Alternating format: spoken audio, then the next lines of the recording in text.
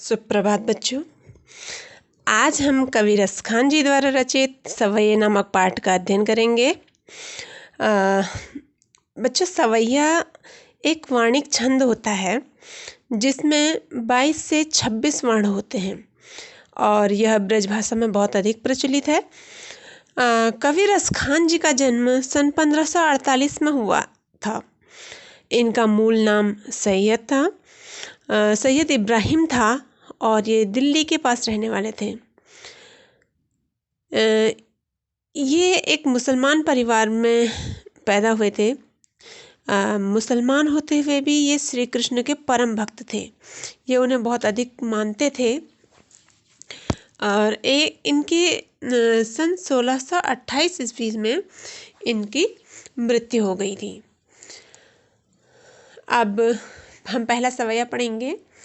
मानुस हो तो वही रस खानी, बसों ब्रज गोकुल गाँव के ग्वारन। जो पस हो तो कहा बस मेरो, चरो नित नंद की धेनु मझारन।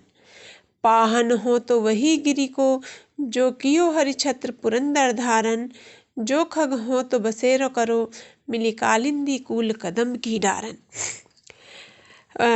कवि रसखान जो हैं अगले जन्म में भी ब्रजभूमि में बसने की ही कामना व्यक्त कर रहे हैं।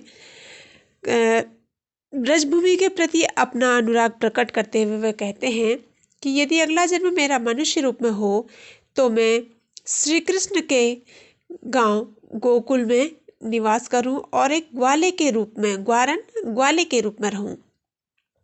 जो पशु हो तो कहा बस मेरो, पर यदि मैं पशु जन्म लेता हूँ तो मेरा इसमें कोई वश नहीं है। फिर भी मेरी यही इच्छा है कि चरो नित नंद की धेनु मझारन में हमेशा नंद बाबा की गायों के मध्य चरूं। पाहन हो तो वही गिरी को, जो कियो हरि छत्र पुरंदर धारन। वो कहते यदि मेरा अगला जन्म पत्थर के रूप में होता है तो मैं उसी पर्वत का पत्थर बनूं जिसे श्री कृष्ण ने छत्र के रूप में अर्थात गोकुलवासियों को बचाने के लिए धारण किया था। किससे? पुरंदर, इंद्र के कोप से, इंद्र के क्रोध से बचने के लिए जिसे उन्होंने धारण किया था। जो खग हो तो बसेरो करो, मिली कालिंदी कूल कदम की डारन। और वो कहते हैं यदि मेरा जन्म पक्षी के रूप में होता है तो मैं कालिंदी नदी अर्थात यमुना नदी के किनारे कदम की डाल पर ही अपना बसेरा करूं।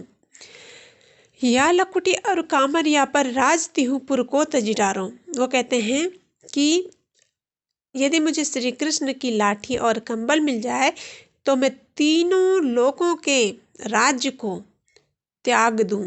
अर्थात श्री कृष्ण के पास समीपता बनाए रहना चाहते हैं।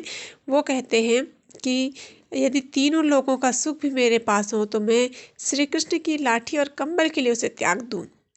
आठों सिद्धि नवो निधि के सुख, नंद की गाय चराई बिसारूं।